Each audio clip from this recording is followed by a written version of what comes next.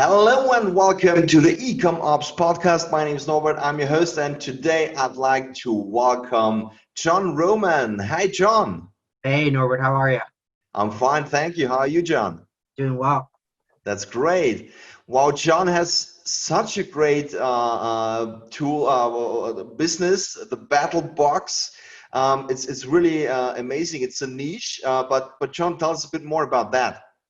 Sure. So BattlBox we started it back in 2015. It's a monthly subscription box, outdoor survival gear. And we've continued growing year over year. And we actually, in last month, we released our season 1 of our TV show on Netflix, which talks about the company. And it's kind of been just the growth we've seen from an idea and a concept to now we have our own show on Netflix. Really amazing what you're doing. You've been featured on Forbes and Business Leader. Yeah, we've been on quite a few things, just kind of a natural byproduct when you see the exponential growth we saw. I think we were on the Inc.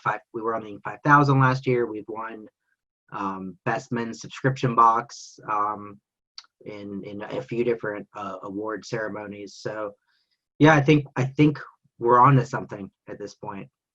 Great. And how did you get first into e-commerce? So not by design at all. So with BattlBox, there's three principal owners, and our CEO and my business partner Daniel. His wife was getting, fiance at the time, was getting a Birchbox in the mail, and he'd watch her open it up, and you could see the excitement and the experience that she had with a traditional subscription box. And Daniel's an outdoorsman, so he was like, man, he's like, I want this experience. So he looked online and he couldn't find kind of a box like he wanted, and that was kind of like the opportunity and the aha moment. So we're no longer on Cratejoy, but if you're familiar with the Cratejoy platform, it makes it really easy to launch an idea in subscription box form. So we were able to throw together a website and launch it in a couple of weeks, and just off to the races. And then from that, we learned e-commerce. None of us had e-commerce experience previously, and in a few years span, we managed to become kind of marketing experts, if you will, in the digital space. So it's been a fun journey. And if you would have asked me in January 2015 if this is what we would be doing, what I would be focused on, absolutely not. It was unplanned. That's cool. Same for your colleagues, right? Yeah, no, it's I don't think any of us planned on where we are today. And that's nice. How many customers do you have? So it's a number we don't typically throw out there per se. But I can tell you last month, I want to say we shipped 28,000 boxes. Wow, that's huge. I That's think huge. I might be a little bit off on that number, but it's definitely in that range. Yeah, It might be actually greater. I just don't that's want to great. overstate. That's awesome. And what are you using? What's your current e-com stack? So on the stack, it's Shopify Plus, and then we use Recharge for the subscription billing counterpart. And our site obviously has a lot of custom development. We have a agency we work with called Hulk Apps that has really allowed us to customize and take a proactive approach with a lot of the parts of the business that typically get overlooked, like retention. And then obviously traditional stuff like conversion rate optimization and search engine optimization. That's important.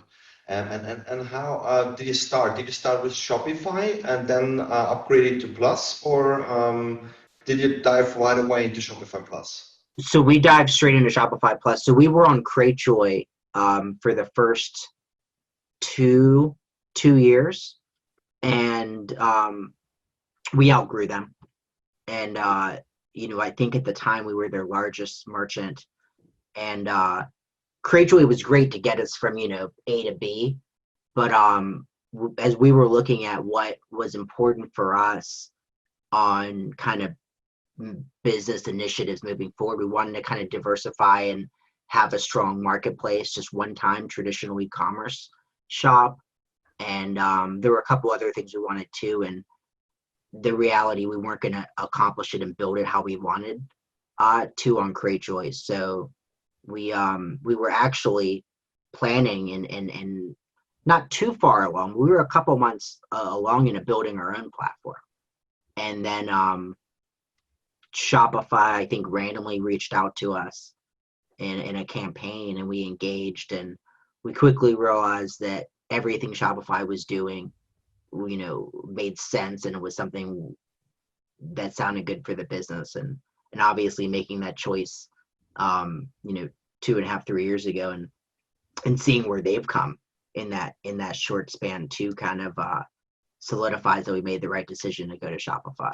But we went straight to Shopify Plus. So we have under our umbrella, we have several other brands, Carnivore Club, Grenade Soap, the shirt I have on, Going Gear, and we're not on Shopify Plus on all of them. So BattlBox and Carnivore Club, we use Shopify Plus, but all the other ones we're just on, the traditional Shopify account. Okay. And do you also sell on marketplaces? Yeah. So marketplaces in like an Amazon. Yep. Yeah. So we're on Amazon and eBay. On Amazon, for BattlBox and Carnivore Club, we offer traditional marketplace e-commerce on both for both brands on the Amazon platform. But we're also enrolled in Amazon subscription box, which is one of their offerings. So you can get the complete subscription box experience directly from Amazon. Oh, nice. And what percentage of your sales go through platforms versus own store? So it's actually not that large. The marketplace side, I would say the marketplace estimate probably somewhere in the 2 to 3%. Oh, really? Very tiny. Very tiny. Yeah, absolutely. And it makes sense for you to be there. Yeah, it's one of those things, like, you have to be there. Now, let's look at the marketplace, traditional e-commerce. You're going to give them 15% off the top.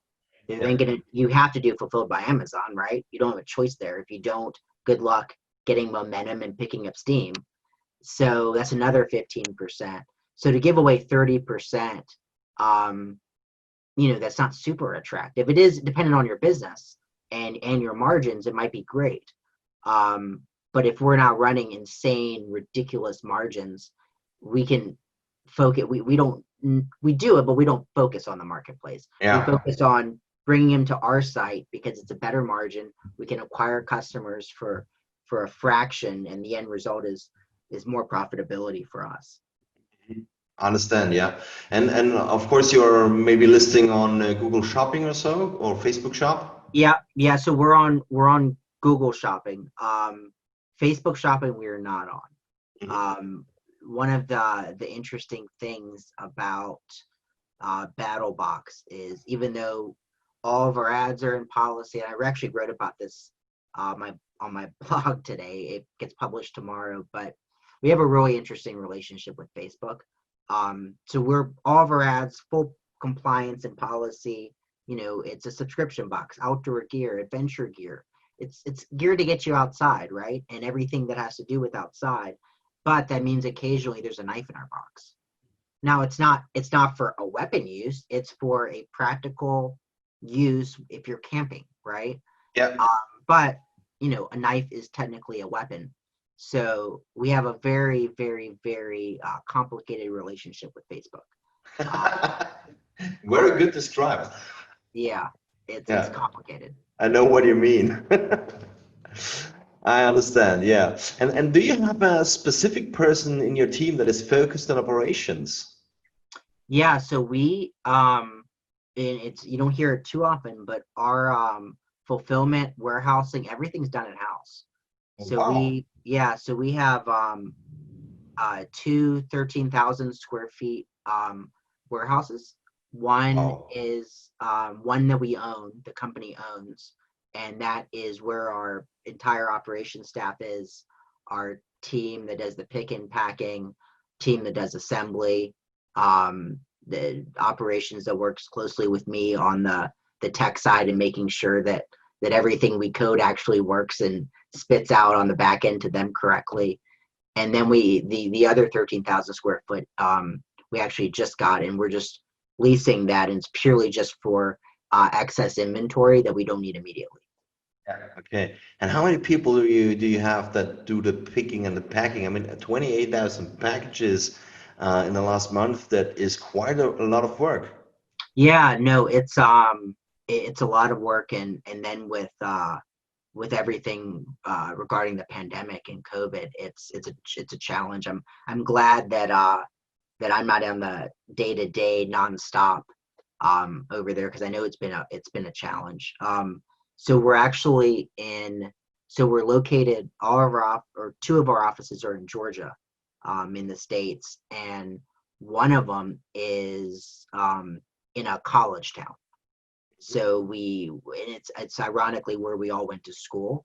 So we have the relationships there, and it's a lot of I'd say probably 20 on average at any given time, 20 part-time college students.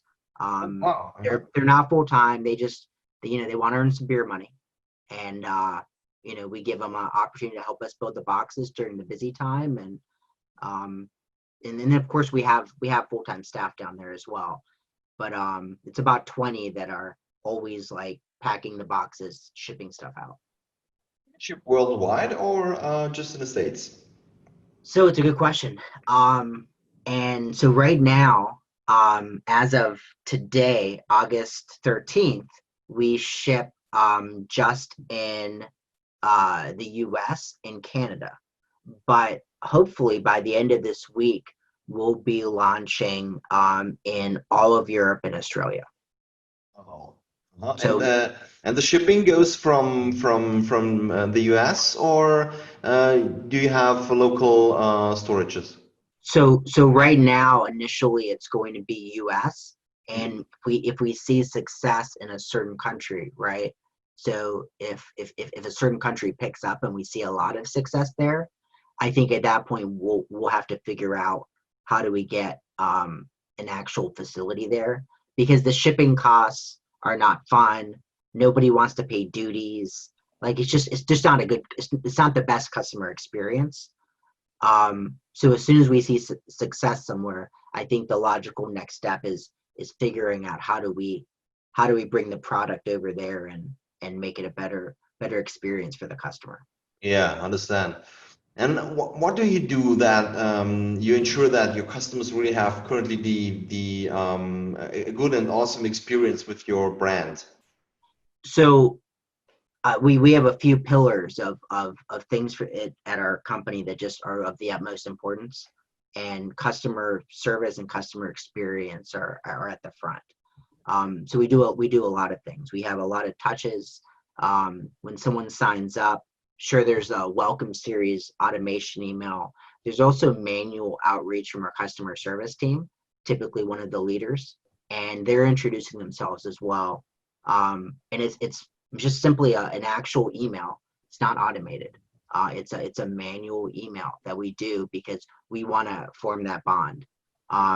We also have a members only group on Facebook, where if you're an active subscriber, you're allowed to be in the group, and they can think of it almost like a fast lane to interacting with us. So if there's ever an issue, people can post something, and our entire team on our side is in that group as well. So we get tagged in stuff that typically we probably shouldn't get tagged in, but it allows us to stay connected with them. And then we have exclusive stuff we'll do in the group. Like we'll do exclusive Facebook Lives and interact with everybody. And I think the biggest part of the experience is also the community and building that. Yeah. Obviously, you have to send quality product as well. Yeah, absolutely. This is the most important part. Right. And you have to send it when you're supposed to. It needs to be delivered when the expectations are.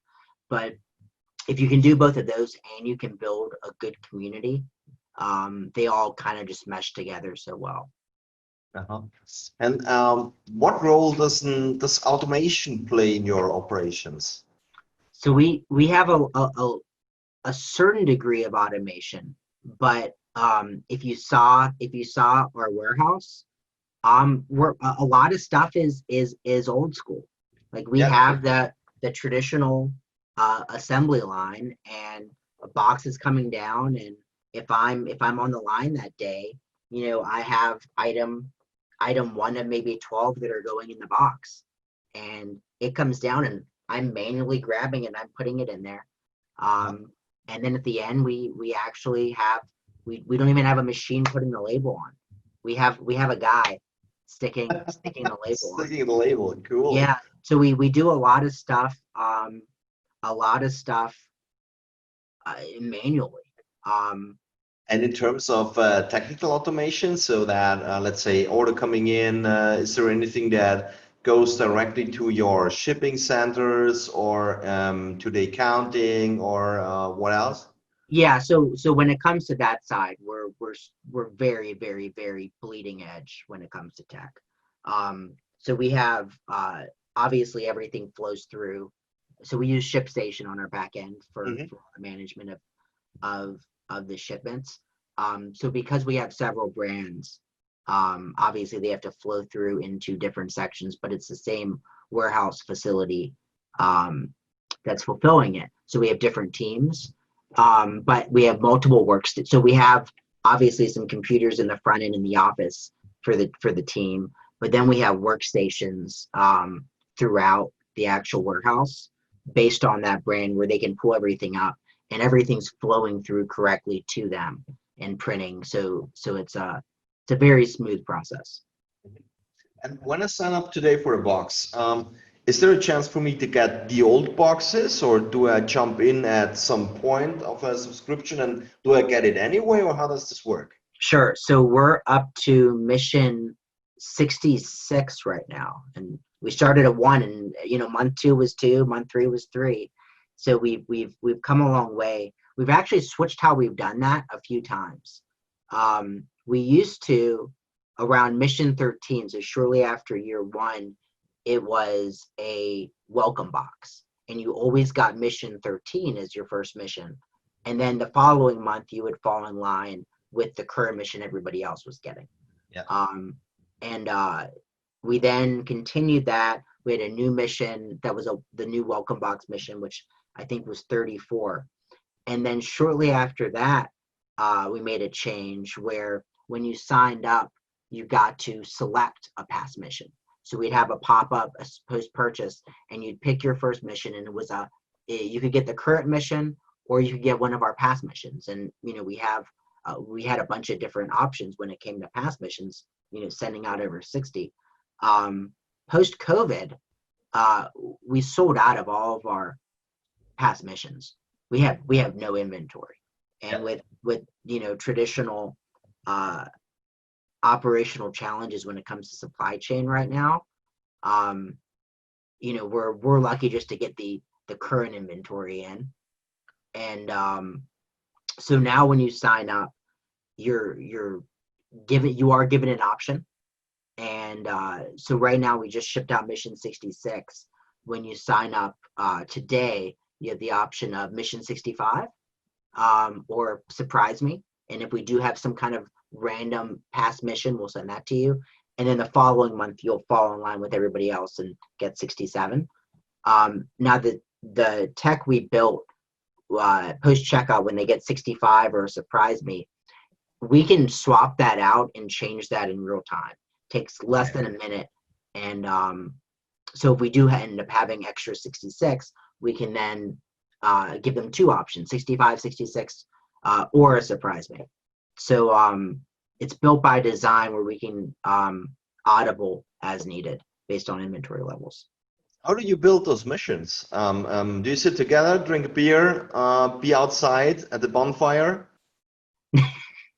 So the missions is actually so there's three principals, myself, Patrick, and Daniel. We all have our skill set in our wheelhouse. So I'm the sales, the marketing, the tech, operations from the sense of tech. Yeah. And Patrick is operations, and he runs the fulfillment center, and everything that falls on it, from getting the packages in to shipping them out. He owns that.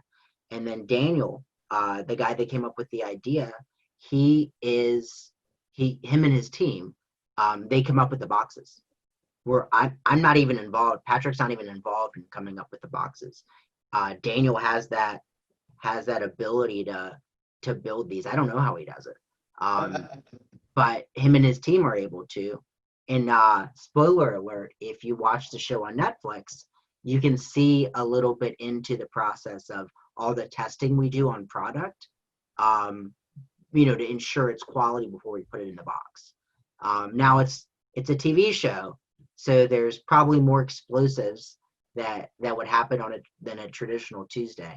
Yeah. But, it kind of gives a little bit of the insight into Daniel and his team and how they decide what goes in the box. I need to see if this is also available in Austria. I really need to watch this. This is amazing. It's available all regions. It's in Austria. Oh, perfect. That's great. I know what to do tonight. Go into the Louis show. And what are you focused on the next year? What is your main focus? Our main focus is to continue growth. It seems almost like a silly answer, but it's the truth. So with the show, we saw exponential growth. We were getting around 150 to 200,000 visitors a month in a traditional month. But then last month, show drops, we had 1.2 million visitors. So while that was a peak, and Netflix will stop showing it on the algorithm and people will stop watching, so the traffic will come down, there will be a new norm, and we just got to figure out how to capitalize on this opportunity, right? Like how do we keep this momentum going?